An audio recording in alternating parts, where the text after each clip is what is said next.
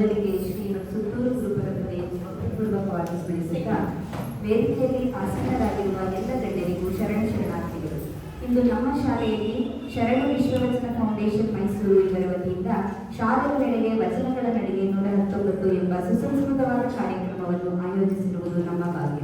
ಈ ಕಾರ್ಯಕ್ರಮವನ್ನು ಪ್ರಾರ್ಥನೆಯೊಂದಿಗೆ ಪ್ರಾರಂಭಿಸೋಣ. ಪ್ರಾರ್ಥನೆಯನ್ನು ಮಾಡಲಿದ್ದಾರೆ ಜೀವಿತಾ ಏಳನೆಂದರೆ.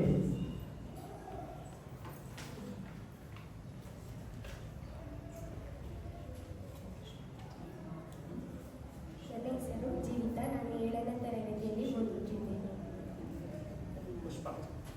ಜ್ಞಾನದ ಬಲದಿಂದ ಅಜ್ಞಾನದ ಕೇಡು ನೋಡಯ್ಯ, ಜ್ಞಾನದ ಬಲದಿಂದ ಅಜ್ಞಾನದ ಕೇಡು ನೋಡಯ್ಯ, ಜ್ಯೋತಿಯ ಬಲದಿಂದ ತಮಂದದ ಕೇಡು ನೋಡಯ್ಯ, ಜ್ಯೋತಿಯ ಬಲದಿಂದ ತಮಂದದ ಕೇಡು ನೋಡಯ್ಯ, ಸತ್ಯದ ಬಲದಿಂದ ಅಸತ್ಯದ ಕೇಡು ನೋಡಯ್ಯ, ಜ್ಞಾನದ ಬಲದಿಂದ ಅಜ್ಞಾನದ ಕೇಡು ನೋಡಯ್ಯ, ಪರುಷದ ಬಲದಿಂದ ಅವಲೋಹದ ಕೇಡು ನೋಡಯ್ಯ, ಪರುಷದ ಬಲದಿಂದ ಅವಲೋಹದ ಕೇಡು ನೋಡಯ್ಯ, ಕೂಡಲ ಸಂಗನ ಶರಣರ ಅನುಭಾವದ ಬಲದಿಂದ, ಕೂಡಲ ಸಂಗನ ಶರಣರ ಅನುಭಾವದ ಬಲದಿಂದ ಎನ್ನ ಭವದ ಕೇಡ ನೋಡಯ್ಯ, ಜ್ಞಾನದ ಬಲದಿಂದ ಅಜ್ಞಾನದ ಕೇಡು ನೋಡಯ್ಯ, ಜ್ಞಾನದ ಬಲದಿಂದ ಅಜ್ಞಾನದ ಕೇಡು ನೋಡಯ್ಯ. ಧನ್ಯವಾದ. ಪ್ರಾರ್ಥನೆಯನ್ನು ನಡೆಸಿರುವ ಜೀವಿತರಿಗೆ ಧನ್ಯವಾದಗಳು. ಇಲ್ಲಿ ನೆರೆದಿರುವ ಎಲ್ಲರನ್ನು ಸ್ವಾಗತಿಸಬೇಕೆಂದು ನಮ್ಮ ಮುಖ್ಯ ಶಿಕ್ಷಕರನ್ನು ವಿನಂತಿಸಿಕೊಳ್ಳುತ್ತೇವೆ.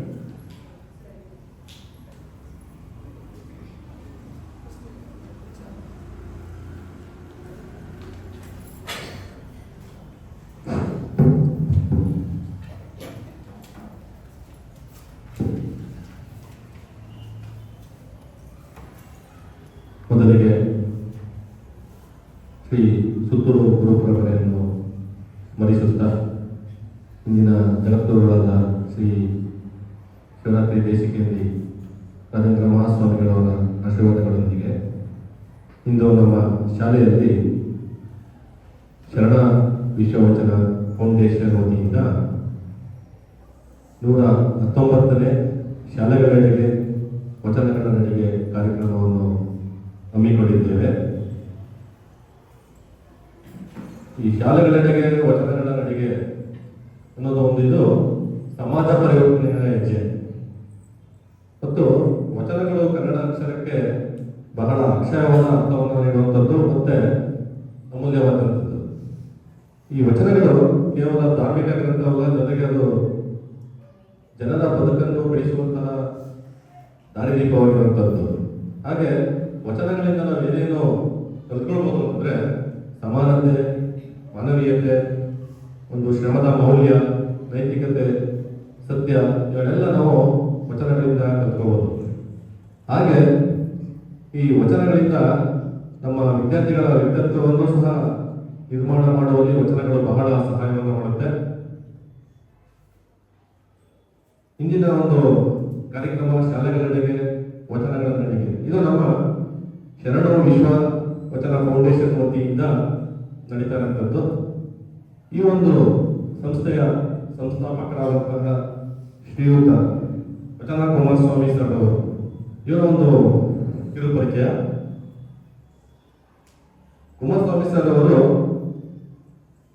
ಆಗಸ್ಟ್ 27, 1978ರಂದು ನಮ್ಮ ಮೈಸೂರು ಜಿಲ್ಲೆಯ ಎಚ್.ಡಿ. ಕೋಟೆ ತಾಲೂಕಿನ ಚಾಮನಹಳ್ಳಿ ಹುಟ್ಟಿ ಅನ್ನೋ ಒಂದು ಹಳ್ಳಿಯಲ್ಲಿ ಜನಿಸ್ತಾರೆ. ಇವರ ತಂದೆ ಸಿದ್ದಲಿಂಗಪ್ಪನವರು, ತಾಯಿ ದೇವಮ್ಮನವರು.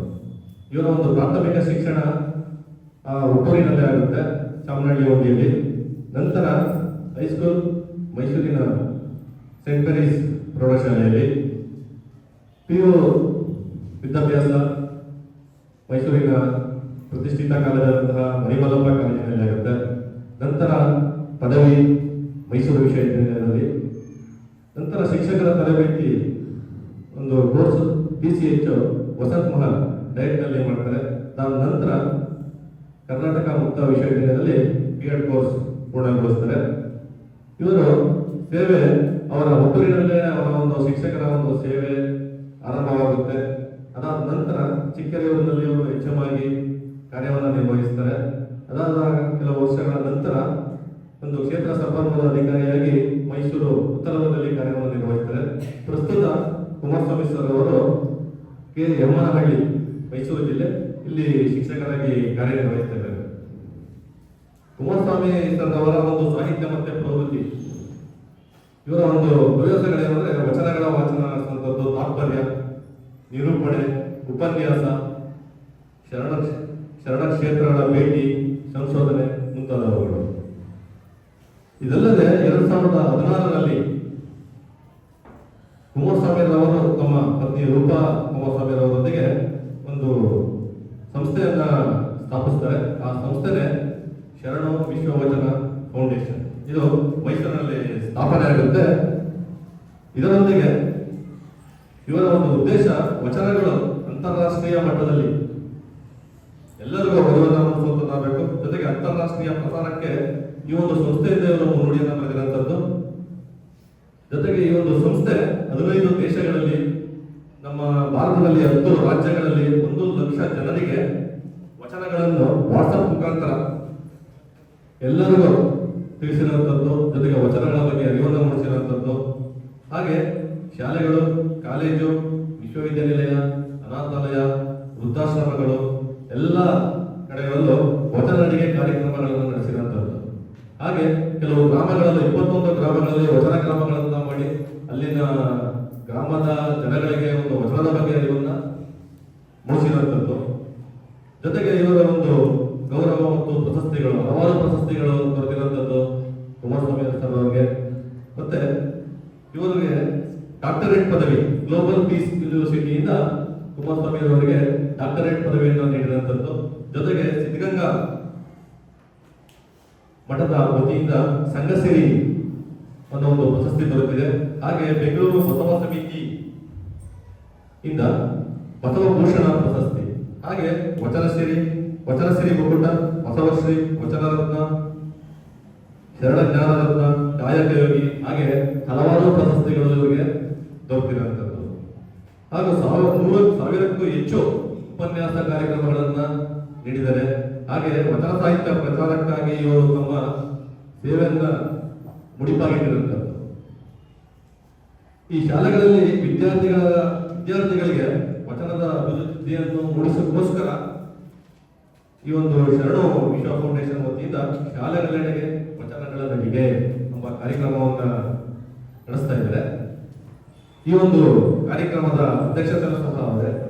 ಈ ಒಂದು ಕಾರ್ಯಕ್ರಮದ ಅಧ್ಯಕ್ಷತೆ ವಹಿಸುವಂತ ವಚನ ಕುಮಾರಸ್ವಾಮಿ ಸರ್ ಅವರು, ಸಂಸ್ಥಾಪಕರು ಶರಣು ವಿಶ್ವ ಫೌಂಡೇಶನ್, ಇವರಿಗೆ ನಮ್ಮ ಸಂಸ್ಥೆಯ ಪರವಾಗಿ ಹಾಗೂ ನಮ್ಮ ವೈಯಕ್ತಿಕವಾಗಿ ಸ್ವಾಗತವನ್ನು ಕೋರುತ್ತೇವೆ.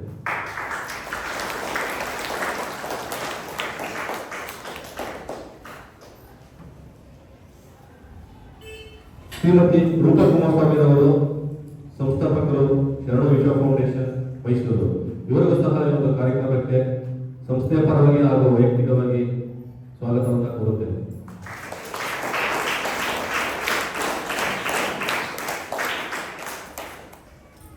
ದತ್ತಿ ದಾಸೋಹಿಗಳಾದಂತಹ ಶ್ರೀಮತಿ ಕಲ್ಯಾಣಿ ನಟರಾಜು ಅವರು, ಮಾಜಿ ಅಧ್ಯಕ್ಷರು, ಕನ್ನಡಿ ವೇದಿಕೆ ಮೈಸೂರು, ಇವರಿಗೂ ಸಹ ನಮ್ಮ ಸಂಸ್ಥೆಯ ಪರವಾಗಿ ಹಾಗೂ ವೈಯಕ್ತಿಕವಾಗಿ ಸ್ವಾಗತವನ್ನು ಕೋರುತ್ತೇವೆ.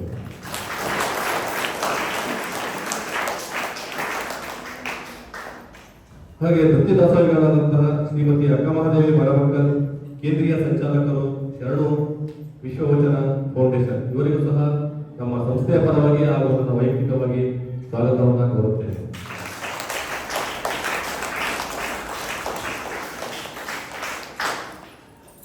ಹಾಗೆ ಇಲ್ಲಿ ನೆರೆದಿರುವಂತಹ ನಮ್ಮ ಶಾಲೆಯ ಎಲ್ಲ ಶಿಕ್ಷಕ ಶಿಕ್ಷಕಿಯರು ಹಾಗೂ ವಿದ್ಯಾರ್ಥಿಗಳು, ವಚನ ವಾಚನ ಮಾಡುವಂತಹ ವಿದ್ಯಾರ್ಥಿಗಳು ಎಲ್ಲರಿಗೂ ಸಹ ಸ್ವಾಗತವನ್ನು ಕೋರುತ್ತೇನೆ. ಹಾಗೆ ಇದೇ ರೀತಿ ಎಲ್ಲರ ಒಂದು ವಚನಧಾರಿಗಳನ್ನು ಮೂಡಿಸಿ ಎಲ್ಲರ ಒಂದು ವ್ಯಕ್ತಿತ್ವ ನಿರ್ಮಾಣಕ್ಕೆ ವ್ಯಕ್ತಿತ್ವ ನಿರ್ಮಾಣವನ್ನು ಮಾಡುವಲ್ಲಿ ಸಹಾಯ ಆಗುವಂತಹ ಈ ಒಂದು ಶರಣ ವಿಶ್ವ ಫೌಂಡೇಶನ್ ಇನ್ನೂ ಈ ಒಂದು ಕಾರ್ಯವನ್ನು ಮುಂದುವರಿಸಿಕೊಂಡು ಹೋಗಲಿ ಅಂತ ಹೇಳಿ ನನ್ನ ಒಂದು ಮಾತನ್ನ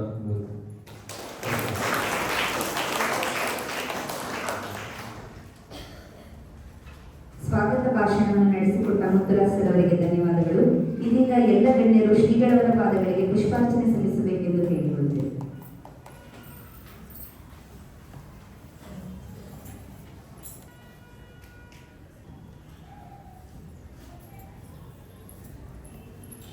ಓಂ ಶ್ರೀ ಗುರು ಬಸವಲಿಂಗಾಯ ನಮಃ. ಎನ್ನ ವಾಮಕ್ಷೇಮ ನಿಮ್ಮದಯ್ಯ, ಎನ್ನ ಅಭಿವೃದ್ಧಿ ನಿಮ್ಮದಯ್ಯ, ಎನ್ನ ಮಾನಾಪಮಾನವು ನಿಮ್ಮದಯ್ಯ. ಬಳ್ಳಿಗೆ ಕಾಯಿ ನಿಮ್ಮಿತ್ತೆ ಕೂಡಲ ಸಂಗಮ ದೇವ. ತಂದೆ ನೀನು, ತಾಯಿ ನೀನು, ಬಂಧು ನೀನು, ಬಳಗ ನೀನು, ನೀನಲ್ಲದೆ ಮತ್ತಾರು ಇಲ್ಲಯ್ಯ. ಕೂಡಲ ಸಂಗಮ ದೇವ, ಹಾಲಲ್ಲದ್ದು ನೀರಲ್ಲದ್ದು, ನೀನೊಲಿದಡೆ ಕೊರಡು ಕೊನರುವುದಯ್ಯ, ನೀನೊಲಿದಡೆ ಸರಡು ಹಯಮಹುದಯ್ಯ, ನೀನೊಲಿದಡೆ ವಿಷವೆಲ್ಲ ಅಮೃತಬಹುದಯ್ಯ, ನೀನೊಲಿದಡೆ ಸಕಲ ಪಡಿ ಪದಾರ್ಥವು ಇದಿರಲ್ಲಿಪ್ಪುವು ಕೂಡಲ ಸಂಗಮ ದೇವ. ದೇವಲೋಕದವರಿಗೂ ಬಸವಣ್ಣನೇ ದೇವರು, ಮಧ್ಯಲೋಕದವರಿಗೂ ಬಸವಣ್ಣನೇ ದೇವರು, ನಾಗಲೋಕದವರಿಗೂ ಬಸವಣ್ಣನೇ ದೇವರು, ಬೇರುಗಿರಿ ಮಂದರಗಿರಿ ಮೊದಲಾದವೆಲ್ಲಕ್ಕೂ ಬಸವಣ್ಣನೇ ದೇವರು. ಚನ್ನಮಲ್ಲಿಕಾರ್ಜುನ ದೇವ, ಎನಗೂ ನಿಮಗೂ ಎಮ್ಮ ಶರಣರಿಗೂ ಬಸವಣ್ಣನೇ ದೇವರು. ಜಯ ಬಸವರಾಜ ಭಕ್ತ ಜನ ಸುರಭೋಜ, ಜಯ ಜಯ ಕಾರಣಿಕ ಪರಶಿವನ ನಿಜ ತೇಜ, ಜಯತು ಕರುಣಾ ಸಿಂಧು ಭಜಕ ಜನ ಬಂಧು, ಜಯ ಇಷ್ಟದಾಯಕ ರಕ್ಷಿಸು ಶ್ರೀ ಗುರು ಬಸವ ರಕ್ಷಿಸು. ಶ್ರೀ ಗುರು ಬಸವ ಜಯ ಗುರು ಬಸವೇಶ ಹರ ಹರ ಮಹಾದೇವ. ವಿಶ್ವಗುರು ಬಸವೇಶ್ವರ ಮಹಾತ್ಮ ಕೀ ಜೈ. ಸಕಲ ಶರಣ ಸಂತತೋಂ ಕೀ ಜೈ. ಶರಣ ಶರಣ.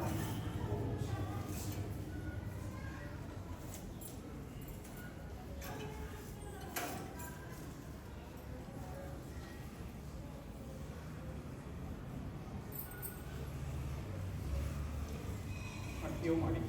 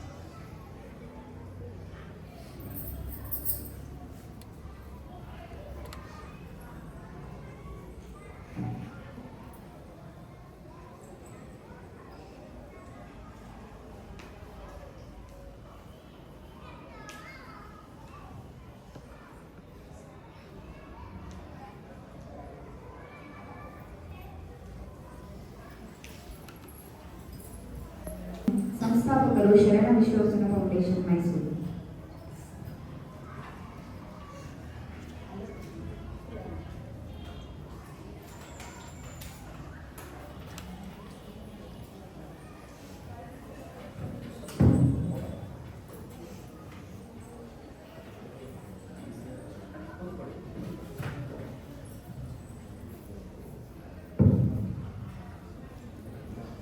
ಓಂ ಶ್ರೀ ಗುರು ಬಸವಲಿಂಗಾಯ ನಮಃ. ಸರ್ವರಿಗೂ ಶರಣು ಶರಣಾರ್ಥಿಗಳು. ಕೈ ಮುಗಿದು ಶರಣು ಶರಣಾರ್ಥಿ ಹೇಳ್ತೀರಾ? ಶರಣು ಶರಣಾರ್ಥಿ, ಶರಣು ಶರಣಾರ್ಥಿ. ನಮಸ್ಕಾರಕ್ಕಿಂತ ಬಹಳ ಶ್ರೇಷ್ಠವಾದಂತಹ ಪದ ಶರಣು ಶರಣಾರ್ಥಿ. ಈ ಪದದ ಬಳಕೆಯನ್ನು ನೀವು 12ನೇ ಶತಮಾನದ ಸಾಕಷ್ಟು ವಚನಗಳಲ್ಲಿ ತಾವು ಕಾಣಬಹುದು.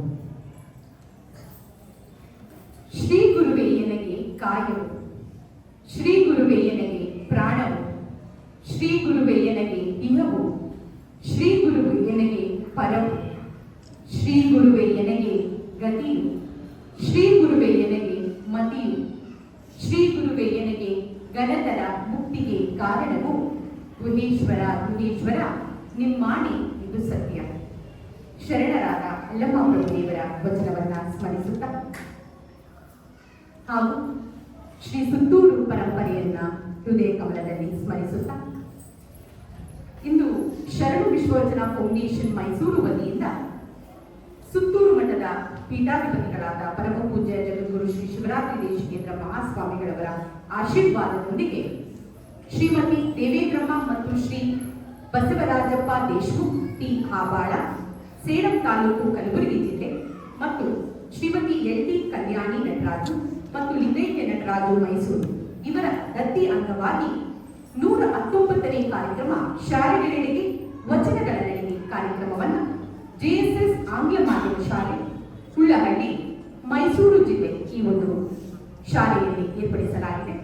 ಈ ಕಾರ್ಯಕ್ರಮದ ಅಧ್ಯಕ್ಷತೆಯನ್ನು ವಹಿಸಿರುವಂತಹ ಶ್ರೀಯುತ ವಚನಕುಮಾರ ಸ್ವಾಮಿರವರೇ ಹಾಗೂ ದತ್ತಿ ದಾಸೋಹಿಗಳಾದಂತಹ ಶ್ರೀಮತಿ ಕಲ್ಯಾಣಿ ನಟರಾಜುರವರೇ, ಶ್ರೀಮತಿ ಅಕ್ಕಮಹಾದೇವಿ ಮರಂಕಲ್ರವರೇ ಹಾಗೂ JSS ಆಂಗ್ಲ ಮಾಧ್ಯಮ ಶಾಲೆಯ ಮುಖ್ಯೋಪಾಧ್ಯಾಯರಾದಂತಹ ಶ್ರೀ HK ಮುತ್ತುರಾಜ್ರವರೇ, ಈ ಕಾರ್ಯಕ್ರಮದಲ್ಲಿ ಭಾಗಿಯಾಗಿರುವಂತಹ ಎಲ್ಲ ಶಿಕ್ಷಕ ವೃಂದದವರೇ, ನೆಚ್ಚಿನ ವಿದ್ಯಾರ್ಥಿಗಳೇ, ಮತ್ತೊಮ್ಮೆ ಮಗನೊಮ್ಮೆ ನಿಮಗೆಲ್ಲರಿಗೂ ಶರಣಾರ್ಥಿ. ಮಕ್ಕಳಿಗೆ ಈ ದಿನ ಒಂದು ವಿಶೇಷವಾದ ಕಾರ್ಯಕ್ರಮ ಶಾಲೆಗಳೆಡೆಗೆ ವಚನಗಳ ನಡಿಗೆ ಅನ್ನೋ ಕಾರ್ಯಕ್ರಮವನ್ನು ನಿಮ್ಮ ಶಾಲೆಯಲ್ಲಿ ಏರ್ಪಡಿಸಿದ್ದೇವೆ. ಏನಿದು ಕಾರ್ಯಕ್ರಮ? ಯಾಕೆ ಶಾಲೆಗಳಿಗೆ ಬಂದಿದ್ದೀವಿ? ಯಾಕೆ ಈ ವಚನಗಳು ಬಂದಿದ್ದಾವೆ? ವಚನಗಳು ಈಗ ಹುಟ್ಟಿಲ್ಲ, ಯಾವಾಗ ಅದರ ಜನನ ಆಯಿತು? ನಮ್ಮೆಲ್ಲರಿಗೂ ನಮ್ಮ ಡೇಟ್ ಆಫ್ ಬರ್ತ್ ಕೇಳಿದ್ರೆ ನಾವು ಹೇಳ್ತೀವಿ ಅಲ್ವಾ? ವಚನ ಸಾಹಿತ್ಯದ ಜನನ ಯಾವಾಗ ಆಯಿತು ಗೊತ್ತಿದೆಯಾ? ನಿಮಗೆಲ್ಲ ಸಾಕಷ್ಟು ಪಠ್ಯ ಪುಸ್ತಕದಲ್ಲಿ ವಚನಗಳನ್ನು ಓದಿರ್ತೀರಿ ಅಲ್ವಾ?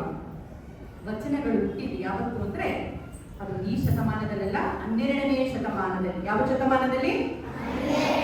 12ನೇ ಶತಮಾನದಲ್ಲಿ ರಚಿತವಾದಂತಹ ವಚನ ಸಾಹಿತ್ಯ ಇಂದು 21ನೇ ಶತಮಾನದಲ್ಲೂ ಕೂಡ ಜೀವಂತವಾಗಿದೆ ಅಂದ್ರೆ ಅದರಲ್ಲಿರುವಂತಹ ಜ್ಞಾನ, ಅದರಲ್ಲಿರುವಂತಹ ಶಕ್ತಿ, ಅದರಲ್ಲಿರುವಂತಹ ಒಂದು ಮೌಲ್ಯಗಳು ಎಷ್ಟಿದೆ ಅಂತ ನಾವೆಲ್ಲರೂ ಏನು ಮಾಡಬೇಕಾಗಿದೆ. ಮುಖ್ಯವಾಗಿ ಮೊದಲು ವಚನ ಅಂದ್ರೆ ಏನು? ವಚನ ಅಂದ್ರೆ ಏನು? ಮಾತು. ವಚನ ಅಂದ್ರೆ ಏನು? ಮಾತು. ವಚನ ಅಂದ್ರೆ ಪ್ರಮಾಣ. ಸಾಮಾನ್ಯವಾಗಿ ನೀವು ಸಾಕಷ್ಟು ವೇದಿಕೆ ಕಾರ್ಯಕ್ರಮದಲ್ಲಿ ನೋಡಿರ್ತೀರಿ ಅಲ್ವಾ? ಈ ದಿನ ಪ್ರಧಾನಮಂತ್ರಿಯಾಗಿ ನಾನು ವಚನವನ್ನು ತೆಗೆದುಕೊಳ್ತಿದ್ದೇನೆ. ಕೇಳಿದ್ದೀರಾ? ನೋಡಿದ್ದೀರಾ? ನೀವೆಲ್ಲ ಟಿವಿ ಕಾರ್ಯಕ್ರಮದಲ್ಲೆಲ್ಲ, ದೂರದರ್ಶನ ಕಾರ್ಯಕ್ರಮದಲ್ಲೆಲ್ಲ ನೋಡಿರ್ತೀರಿ ನೀವು ಸಾಕಷ್ಟು. ವಚನ ಅಂದ್ರೆ ಒಂದು ಸಲ ನಾವೊಂದು 4 ಸಾಲೆ ಆಗಲಿ, 1 ಸಾಲೆ ಆಗಲಿ, 2 ಸಾಲೆ ಆಗಲಿ, 10 ಸಾಲೆ ಆಗಲಿ, ಆ ವಚನವನ್ನ ಒಂದು ಸತಿ ನಾವು ಹೇಳಿದ್ಮೇಲೆ ನಮ್ಮ ಉಸಿರು ಇರುವವರೆಗೂ ಕೂಡ ಅದನ್ನ ನಾವು ಏನ್ ಮಾಡಬೇಕು? ಪಾಲಿಸಬೇಕು. ಅದೇ ವಚನ. ವಚನ ಹೇಗೆ ರಚಿತವಾಯಿತು ಅಂತಂದ್ರೆ 12ನೇ ಶತಮಾನದಲ್ಲಿದ್ದಂತಹ ಶರಣೆಯರು ಅವರೊಂದು ಪಾರ್ಲಿಮೆಂಟ್, ಇವತ್ತಿನ ಪಾರ್ಲಿಮೆಂಟ್ ಇದೆಯಲ್ಲ, ಆ ರೀತಿಯಲ್ಲಿ ಒಂದು ಅನುಭವ ಮಂಟಪ ಅಂತ ಒಂದು ದೊಡ್ಡ ಒಂದು ಪಾರ್ಲಿಮೆಂಟ್. ನಿಮಗೆ ಪಾರ್ಲಿಮೆಂಟ್ ಅಂದ್ರೆ ಗೊತ್ತಾಗುತ್ತೆ ಅಲ್ವಾ? ಎಲ್ಲಿದೆ ಪಾರ್ಲಿಮೆಂಟ್? ಡೆಲ್ಲಿಯಲ್ಲಿದೆ. ಗೊತ್ತಾದ್ರು? ಗೊತ್ತಿದೆ ಅಲ್ವಾ ಎಲ್ಲರಿಗೂ? ಅದೇ ರೀತಿಯಲ್ಲಿ ಅನುಭವ ಮಂಟಪ ಅಂತ ಇತ್ತು. ಆ ಅನುಭವ ಮಂಟಪದಲ್ಲಿ ವಚನಗಳ ರಚನೆ ಆಗ್ತಿತ್ತು. ಅವ್ರು ಹೇಗೆ ವಚನಗಳನ್ನ ರಚನೆ ಮಾಡ್ತಿದ್ರು? ನಿಮ್ಮ ತರ ಶಾಲೆಗೆ ಹೋಗಿದ್ರಾ, ಕಾಲೇಜ್ಗೆ ಹೋಗಿದ್ರಾ, ಅಥವಾ ಅವ್ರೇನಾದ್ರೂ ಡಿಗ್ರಿಯನ್ನ ಪಡ್ಕೊಂಡಿದ್ರಾ, ಅಥವಾ PhD ಮಾಡಿದ್ರಾ? ಏನನ್ನೂ ಮಾಡಿರಲಿಲ್ಲ. ಆದರೆ ಆ ಅನುಭವ ಮಂಟಪದಲ್ಲಿ ಆಗುತ್ತಿದ್ದಂತಹ ಒಂದು ಗೋಷ್ಠಿ ಇದೆಯಲ್ಲ, ಚರ್ಚೆಗಳಿದೆಯಲ್ಲ, ಆ ಚರ್ಚೆಯಿಂದ ಏನಾಯ್ತು? ಅವರೆಲ್ಲರೂ ಅಪಾರವಾದ ಜ್ಞಾನವನ್ನ ಪಡೆದುಕೊಳ್ತಾ ಬಂದರು. ಅಂದ್ರೆ ಅವರ ಜೀವನದಲ್ಲಿ ಅವರು ಅನುಭವಿಸಿದಂತಹ ಸುಖ ಆಗಿರ್ಬೋದು, ದುಃಖ ಆಗಿರ್ಬೋದು, ಕಷ್ಟಗಳಾಗಿರ್ಬೋದು, ಅವರು ಎದುರಿಸಿದಂತಹ ಯಾವುದೇ ಚಾಲೆಂಜಸ್ ಆಗಿರ್ಬೋದು, ಇವೆಲ್ಲವನ್ನು ಏನು ಮಾಡಿದ್ರು? ಪದದ ರೂಪದಲ್ಲಿ, ವಾಕ್ಯದ ರೂಪದಲ್ಲಿ ಅವರು ಕಟ್ಟಿಟ್ಟು ಅದನ್ನ ವಚನ ಸಾಹಿತ್ಯವಾಗಿ ಕೊಟ್ಟಿದ್ದಾರೆ. ವಚನ ಸಾಹಿತ್ಯ 4 ಸಾಲಲ್ಲಿ ಕೂಡ ಇದೆ, 5 ಸಾಲಲ್ಲಿದೆ, 10 ಸಾಲಿನಲ್ಲಿದೆ, ಕೆಲವೊಂದು 1 ಪೇಜಷ್ಟು ಕೂಡ ಇದೆ. ಆ ವಚನಗಳನ್ನ ಅವರೆಲ್ಲ ಅಷ್ಟೊಂದು ಬರೆದಿದ್ದಾರೆ ಅಂದ್ರೆ ಅವರು ಅಪಾರವಾದ ಜ್ಞಾನವಂತರು ಅಲ್ವಾ? ಅಂತಹ ಜ್ಞಾನವಂತರು ಅವ್ರು ಏನ್ ಬಂದ್ರು ಅಂದ್ರೆ, ಲೋಕದಂತೆ ಬಾರರು, ಲೋಕದಂತೆ ಇರರು, ಲೋಕದಂತೆ ಹೋಗರು ನೋಡೆಯ, ಪುಣ್ಯದಂತೆ ಒಪ್ಪರು, ಜ್ಞಾನದಂತೆ ಇಬ್ಬರು, ಮುಕ್ತಿಯಂತೆ ಹೋಗರು ನೋಡೆಯ, ಲಿಂಗದೇವ ನಿಮ್ಮ ಶರಣರು ಉಪಮಾತೀತರಾಗಿ ಉಪಮಿಸಬಾರದು ಅಂತ. ಅಂದ್ರೆ ಅವರು ಯಾವ ರೀತಿ ಜನನ ಆಯ್ತು ಆ ವಚನಕಾರರು ವಚನಕಾರ್ತಿಯರು ಅಂದ್ರೆ ಪುಣ್ಯದಂತೆ ಬಂದ್ರು ಅವರೆಲ್ಲ. ಪುಣ್ಯದಂತೆ ಬಂದು ಜ್ಞಾನವನ್ನ ಪಡೆದುಕೊಂಡು ಹೋದ್ರು. ಜ್ಞಾನವನ್ನ ಪಡೆದುಕೊಂಡು ಏನ್ ಮಾಡಿದ್ರು? ಆ ಜ್ಞಾನವನ್ನ ಈ ಒಂದು 21ನೇ ಶತಮಾನಕ್ಕೂ ಕೂಡ ಉಳಿಸಿಕೊಟ್ಟು ಹೋಗಿದ್ದಾರೆ ಅಂದ್ರೆ ಅವರೆಲ್ಲ ಅಪಾರ ಜ್ಞಾನಿಗಳು. ಅದಕ್ಕೆ ಹೇಳ್ತಾರೆ ಯಾವಾಗ ಏನಿಗಿಂತ ಹಿರಿಯರಿಲ್ಲ, ಶಿವಭಕ್ತರಿಗಿಂತ ಹಿರಿಯರಿಲ್ಲ ಅಂತ ಹೇಳ್ತಾರೆ. ಎನ್ನ ಮನಸ್ಸಾಕ್ಷಿ ನಿಮ್ಮ ಪಾದ ಸಾಕ್ಷಿ ಕೂಡಲ ಸಂಗಮ ದೇವ ಎನಗಿದೆ ದಿವ್ಯ ಅಂತ ಹೇಳ್ತಾರೆ. ಅಂದ್ರೆ ಬಸವಣ್ಣನವರು ಈ ವಚನ ಬರೀತಾರೆ ಅಂದ್ರೆ ಅವರು ವಚನಕಾರರಿಗೆ ಎಷ್ಟು ಮಹತ್ವವನ್ನ ಶ್ರೇಷ್ಠತೆಯನ್ನ ಕೊಟ್ಟಿದ್ರು ಅಂದ್ರೆ ಅವರೇ ಹೇಳ್ತಾರೆ ನಾನೇ ಕಿರಿಯ ಅಂತ ಹೇಳ್ತಾರೆ. ಬಸವಣ್ಣನವರು ನಮ್ಗೆಲ್ಲರಿಗೂ ಗೊತ್ತು, ಇವತ್ತು ಕರ್ನಾಟಕದ ಸಾಂಸ್ಕೃತಿಕ ನಾಯಕ ಅಂತ ಸರ್ಕಾರ ಘೋಷಣೆ ಮಾಡಿದೆ ಅಲ್ವಾ? ಮಾಡಿದೆ ಅಲ್ವಾ? ಅಂತ ಬಸವಣ್ಣನವರೇ ಈ ವಚನಗಳನ್ನ ಬರೀತಾರೆ ಅಂತಂದ್ರೆ ಆ ದಿನ ಇದ್ದಂತಹ ವಚನಕಾರರು ವಚನಕಾರ್ತಿಯರು ವಚನ ಸಾಹಿತ್ಯವನ್ನ ಕನ್ನಡ ಸಾಹಿತ್ಯಕ್ಕೆ ಕೊಟ್ಟು ಕನ್ನಡ ಸಾಹಿತ್ಯವನ್ನ ಶ್ರೀಮಂತಗೊಳಿಸಿದ್ದಾರೆ. ಇನ್ನು ನಮ್ಮ ಸಂಸ್ಥೆಯ ಬಗ್ಗೆ ಹೇಳಬೇಕಾದ್ರೆ ನಮ್ಮ ಸಂಸ್ಥೆಯ ಉದ್ಘಾಟನೆ ಆಗಿದ್ದು 2016ನೇ ಇಸವಿಯಲ್ಲಿ. ನಿಮಗೆಲ್ಲರಿಗೂ ನಡೆದಾಡುವ ದೇವರು ಅಂತ ಹೇಳಿದ್ರೆ ಗೊತ್ತಾಗುತ್ತೆ ಅನ್ಸುತ್ತೆ. ಯಾರು ನಡೆದಾಡುವ ದೇವರು? ನಮ್ಮ ಈ ಭಾಗದಲ್ಲಿ ಶಿವಕುಮಾರ ಮಹಾಸ್ವಾಮಿಗಳು, ಸಿದ್ಧಗಂಗೆಯ ಪೂಜ್ಯ ಶ್ರೀ ಡಾಕ್ಟರ್ ಶಿವಕುಮಾರ ಮಹಾಸ್ವಾಮಿಗಳು ನಡೆದಾಡುವ ದೇವರು, ವಿವಿಧ ದಾಸೋಹಿ ಅಂತ ಕರಿತೀವಿ ಅವರನ್ನ. ಅವರು ನಮ್ಮ ಈ ಒಂದು ಸಂಸ್ಥೆಯನ್ನು ಉದ್ಘಾಟನೆ ಮಾಡಿದ್ರು. ಅವತ್ತು ಉದ್ಘಾಟನೆ ಆದಂತಹ ಶರಣು ವಿಶ್ವವಚನ ಫೌಂಡೇಶನ್ ಸಂಸ್ಥೆ ಈಗ 10 ವರ್ಷವನ್ನ ಪೂರೈಸಿ ಇನ್ನೇನು 11ನೇ ವರ್ಷಕ್ಕೆ ಕೂಡ ಕಾಲಿಡ್ತಾ ಇದೆ. ಸಾಕಷ್ಟು ಚಟುವಟಿಕೆಗಳನ್ನ ಮಾಡ್ಕೊಂಡು ಬರ್ತಾ ಇದೆ. ಶರಣು ದಿನಚರಿ ಅನ್ನುವ ವಿಶೇಷವಾದ ದಿನಚರಿ. ಈ ದಿನಚರಿಯಲ್ಲಿ ಪ್ರತಿಯೊಂದು ಪುಟದಲ್ಲೂ ವಚನ ಸಾಹಿತ್ಯದ ಬಗ್ಗೆ ಏನಾದರೂ ಒಂದು ವಿಷಯವನ್ನ ಇರಬೇಕು ಅಂತ ಪ್ರತಿ ವರ್ಷ ವಿಭಿನ್ನವಾಗಿ ಕೊಡ್ತಾ ಬಂದಿದ್ದೀವಿ.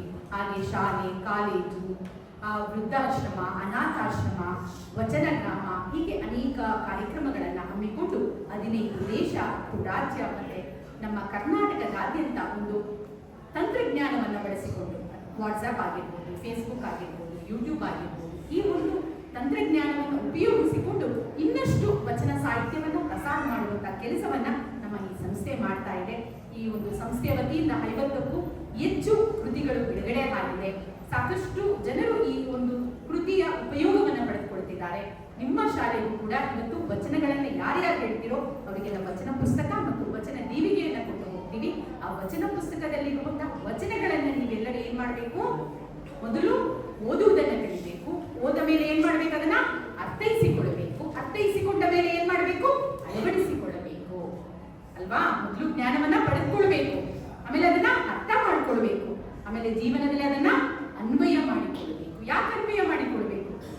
ಯಾಕಂದ್ರೆ ಆ ವಚನದಲ್ಲಿರುವಂತಹ ಜ್ಞಾನ ನಮ್ಮ ಒಂದು ಬದುಕನ್ನ ಸುಂದರಗೊಳಿಸುತ್ತೆ, ಯಶಸ್ವಿಗೊಳಿಸುತ್ತೆ. ನಮ್ಮ ಗುರಿಯನ್ನ ಇನ್ನೂ ಕೂಡ ಒಂದು ದೊಡ್ಡ ಮಟ್ಟದಲ್ಲಿ ನಾವು ಒಂದು ಯಶಸ್ಸನ್ನ ತೆಗೆದುಕೊಂಡು ಬರೋದಕ್ಕೆ ಅದು ಪೂರಕವಾಗುತ್ತೆ. ಅದಕ್ಕೆ ನೀವೆಲ್ಲರೂ ವಚನ ಸಾಹಿತ್ಯದ ಅಧ್ಯಯನ ಮಾಡಬೇಕು ಅಂತ ಈ ದಿನ ನಮಗೆ ಈ ದತ್ತಿ ದಾಸೋಹಿಗಳ ಬಗ್ಗೆ ನಾನು ಮಾತನಾಡಲೇಬೇಕು. ಯಾಕಂದ್ರೆ ಈ ದಿನ ದತ್ತಿಯನ್ನ ಸ್ಥಾಪನೆ ಮಾಡದೆ ಹೋದ್ರೆ ಇವತ್ತು ಇಬ್ಬರು ಸ್ತ್ರೀಯರು, ನನ್ನ ಸ್ನೇಹಿತೆಯರು ಅಂತ ಹೇಳ್ಬೋದು, ಹಿರಿಯರು ಅಂತ ಹೇಳ್ಬೋದು, ಇವರು ಸಾಕಷ್ಟು ಕೆಲಸವನ್ನ ಇವರಿಬ್ರು ಕೂಡ ಮಾಡಿದ್ದಾರೆ.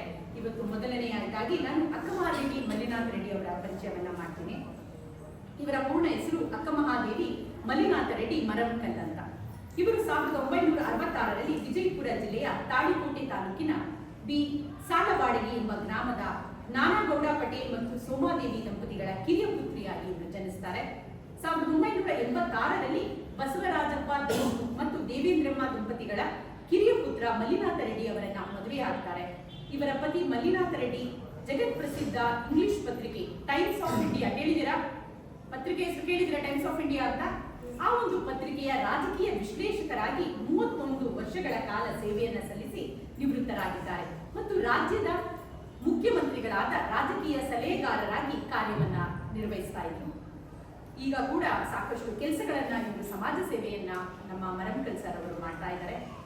ಅಕ್ಕಮಹಾದೇವಿ ಅವರು ಆದರ್ಶ ಗೃಹಿಣಿಯಾಗಿ, ಸಮಾಜ ಸೇವಕಿಯಾಗಿ, ಮೈಸೂರಿನ ಶರಣು ವಿಶ್ವವಚನ ಫೌಂಡೇಶನ್ನ ಆಜೀವ ಸದಸ್ಯರಾಗಿ, ದತ್ತಿ ದಾಸೋಹಿಯಾಗಿ, ಕೇಂದ್ರೀಯ ಸಂಚಾಲಕರಾಗಿ ಸಾಕಷ್ಟು ವಚನ ಸಾಹಿತ್ಯವನ್ನು ಪ್ರಸಾರ ಮಾಡುವುದಕ್ಕೆ ಅವರು ಕೂಡ ಸಕ್ರಿಯವಾಗಿ ಭಾಗವಹಿಸ್ತಾ ಇದ್ದಾರೆ. ಇವರ ಅಕ್ಕನ 108 ವಚನಗಳು ಎಂಬ ಕೃತಿಯನ್ನ ನಮ್ಮ ಶರಣು ವಿಶ್ವವಚನ ಫೌಂಡೇಶನ್ ವತಿಯಿಂದ ಬಿಡುಗಡೆ ಮಾಡಿದ್ದೇವೆ. ಬಸವ ಕಲ್ಯಾಣದ ಆರುಕೂಡ ಪೂಜ್ಯ ಶ್ರೀ ಚನ್ನವೀರ ಶಿವಾಚಾರ್ಯ ಮಹಾಸ್ವಾಮಿಗಳು ಧಾರ್ಮಿಕ ಹಾಗೂ ಸಮಾಜ ಸೇವೆಯನ್ನ ಗುರುತಿಸಿ ಅಕ್ಕಮಹಾದೇವಿ ಮಲ್ಲಿನಾಥ್ ರೆಡ್ಡಿ ಅವರನ್ನ ಶ್ರೀ ಗುರು ಸೇವಾರತ್ನ ಪ್ರಶಸ್ತಿಯನ್ನು ನೀಡಿ ಆಶೀರ್ವದಿಸಿದ್ದಾರೆ. ಇವರಿಗೆ ಒಬ್ಬ ಪುತ್ರನಿದ್ದು ಪ್ರಸ್ತುತ ಮೈಸೂರಿನಲ್ಲಿ ನೆಲೆಸಿರುತ್ತಾರೆ. ಅವರು ಕೂಡ ಅಡ್ವೊಕೇಟ್ ಆಗಿದ್ದಾರೆ. ಅವರ ಹೆಸರು ಚನ್ನಬಸವ ರೆಡ್ಡಿ ಅಂತ. ಅವರ ಶ್ರೀಮತಿಯ ಹೆಸರು ಸಂಜನಾ ಅಂತ. ಇವತ್ತು ಅವರ ಮದುವೆಯ ವಾರ್ಷಿಕೋತ್ಸವ. ನಾವೆಲ್ಲರೂ ಅವರಿಗೆ ಒಂದು ಶುಭಾಶಯಗಳನ್ನು ಒಂದು ಚಪ್ಪಾಳೆ ತಟ್ಟುವುದರ ಮೂಲಕ ನಾವೊಂದು ಅರ್ಪಿಸೋಣ ಅಂತ ನಾನು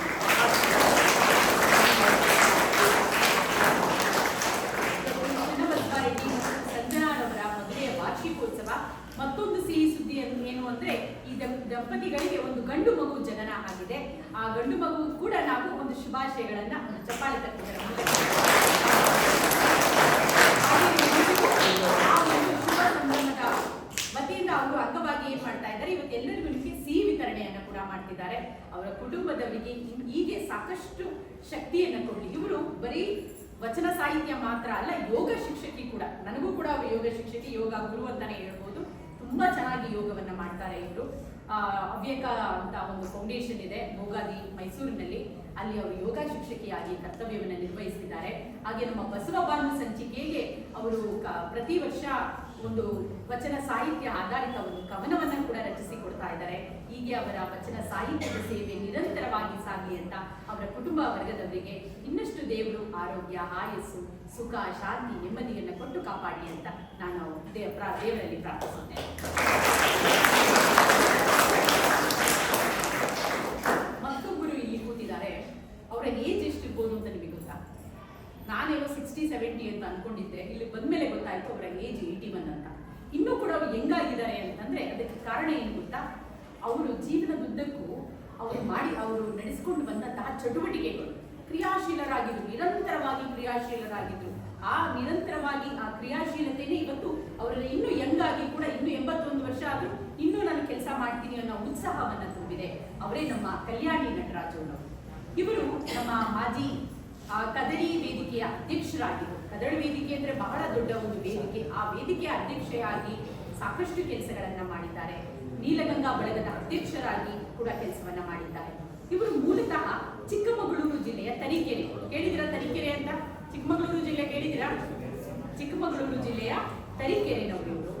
ಇವರ ತಂದೆ ನಿಷ್ಠಾವಂತ ರಾಜಕಾರಣಿ ಆಗಿದ್ರು, ತಾಯಿ ಗೃಹಿಣಿ ಆಗಿದ್ರು. ಒಂದು ಅವಿಭಕ್ತ ಕುಟುಂಬದಲ್ಲಿ ಜನಿಸಿದಂತಹ ಕಲ್ಯಾಣಿರವರು ಅವರು ಓದಿದ್ದು ಬಹಳ ಕಡಿಮೆ, SSLC. ಆದ್ರೆ ಅವರಿಗೆ ಅಪಾರವಾದ ಜ್ಞಾನ ಇದೆ ವಚನ ಸಾಹಿತ್ಯದ ಬಗ್ಗೆ. ಅವರ ಒಂದು ಸಮಾಜ ಸೇವೆಯಲ್ಲಿ ಅವರು ಸಾಕಷ್ಟು ತೊಡಗಿಸಿಕೊಂಡಿದ್ದಾರೆ. ನೋಡಿ, ಅವರು ಬಹಳ ಕಡಿಮೆ ವಯಸ್ಸಿನಲ್ಲಿ ಮದುವೆ ಆಗುತ್ತೆ. 17 ವರ್ಷಕ್ಕೆ ಮದುವೆ ಆಗುತ್ತೆ. ಅವರ ಪತಿ ಕೂಡ ಸಾರಿಗೆ ಇಲಾಖೆಯಲ್ಲಿ ಕೆಲಸವನ್ನ ನಿರ್ವಹಿಸ್ತಾ ಇರ್ತಾರೆ. 30 ವರ್ಷಗಳ ಕಾಲ ಕುಟುಂಬದ ಜೊತೆಯಲ್ಲಿ ಕರ್ನಾಟಕದ 9 ಜಿಲ್ಲೆಯನ್ನ ಸುತ್ತಿ ಎಲ್ಲಾ ಕಡೆಯೂ ಅವರು ಒಳ್ಳೆಯ ಸ್ನೇಹಿತರನ್ನ ಅವರು ಸಂಪಾದನೆ ಮಾಡಿದ್ದಾರೆ. ಆದ್ದರಿಂದ ನಮಗೂ ಕೂಡ ಒಳ್ಳೆಯ ಸ್ನೇಹಿತೆ ಕೂಡ ಆಗಿದ್ದಾರೆ ಅಂತ ನಾನು ಒಬ್ಬ ಒಳ್ಳೆಯ ಸ್ನೇಹಿತೆ, ಒಬ್ಬ ಒಳ್ಳೆಯ ಮಾರ್ಗದರ್ಶಕಿಯಾಗಿದ್ದಾರೆ. ಹಿರಿಯರಾಗಿ ನಮ್ಮ ಶರಣು ವಿಶ್ವವಚನ ಫೌಂಡೇಶನ್ ದತ್ತಿದಾಸೋಹಿಯಾಗಿ ಸದಾ ನಮ್ಮ ಜೊತೆ ಇರ್ತಾರೆ. ಮತ್ತೆ ಅವರ ಒಂದು 25 ವರ್ಷಗಳಿಂದ ಸಾಮಾಜಿಕ ಸೇವೆಗಳನ್ನು ಗುರುತಿಸಿ ಸಾಕಷ್ಟು ಸಂಘ ಸಂಸ್ಥೆಗಳು ಅವರನ್ನ ಸನ್ಮಾನ ಮಾಡಿದ್ದಾರೆ. ಮತ್ತೆ ಸಾಕಷ್ಟು ಬಳಗಗಳಲ್ಲಿ ಅವರ ಕರ್ತವ್ಯವನ್ನ ನಿರ್ವಹಿಸ್ತಾ ಇದ್ದಾರೆ. ಇನ್ನು 23 ಬಳಗಗಳಲ್ಲಿ ಅವರ ಕಾರ್ಯ ಚಟುವಟಿಕೆಗಳಿದೆ ಅಂದ್ರೆ ನಾವೆಲ್ಲರೂ ಜೋರಾಗಿ ಚಪ್ಪಾಳೆ ತಟ್ಟುವುದರ ಮೂಲಕ ನಾವು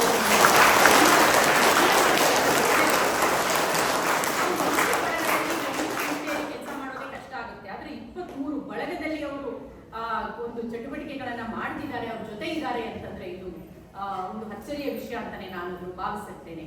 ಇನ್ನು ಅಖಿಲ ಭಾರತ ವೀರಶೈವ ಪರಿಷತ್ತಿನ ಕಾರ್ಯಕಾರಿ ಸಮಿತಿಯ ಸದಸ್ಯರಾಗಿದ್ದಾರೆ. ಹಾಗೆ ಸಾಕಷ್ಟು ಸಾಮಾಜಿಕ ಸಂಘ ಜಿಲ್ಲಾ ಮಹಿಳಾ ಘಟಕಗಳಲ್ಲಿ ಕೂಡ ಭಾಗವಹಿಸ್ತಾ ಇದ್ದಾರೆ, ಉಪಾಧ್ಯಕ್ಷರಾಗಿದ್ದಾರೆ. ಹೀಗೆ ಸಾಕಷ್ಟು ಒಳ್ಳೆಯ ಕೆಲಸಗಳನ್ನ ಮಾಡ್ತಾ ಒಂದು ಗೌರವ ಸದಸ್ಯತ್ವವನ್ನು ಕೂಡ ಎಲ್ಲ ಒಂದು ಪರಿಷತ್ತಿನಲ್ಲಿ ಪಡೆದಿರ್ತಾರೆ. ಇವರ ಹವ್ಯಾಸ ಏನು ಅಂದ್ರೆ ಓದು, ಬರಹ, ತೋಟಗಾರಿಕೆ ಮತ್ತೆ ಸರಳತೆ. ಸಾಮಾನ್ಯವಾಗಿ 12ನೇ ಶತಮಾನದ ಎಲ್ಲಾ ಶರಣಾಶರಣೆಯರು ಸರಳತೆಯಿಂದ ಇದ್ರು, ಆಡಂಬರ ಇರಲಿಲ್ಲ. ಹಾಗೆ ಸರಳ ಜೀವಿ ನಮ್ಮ ಕಲ್ಯಾಣಿ ಮೇಡಮ್ರವರು. ಇವರು ಕೂಡ ಮೈಸೂರು ಮಹಿಳಾ ವಲಯದಲ್ಲಿ ಚಿರಪರಿಚಿತರಾಗಿರುವಂತಹ, ಪ್ರಸಿದ್ಧರಾಗಿರುವಂತಹ ಒಂದು ವ್ಯಕ್ತಿಯನ್ನು ಇವತ್ತು ನಾವು ನಿಮ್ಮೆಲ್ಲರಿಗೂ ಪರಿಚಯ ಮಾಡ್ತಿದ್ದೀವಿ ಅಂದ್ರೆ ಅದು ನಮ್ಮ ಭಾಗ್ಯವೂ ಕೂಡ. ಅವರಿಗೆ ಜೋರಾಗಿ ಚಪ್ಪಾಳೆ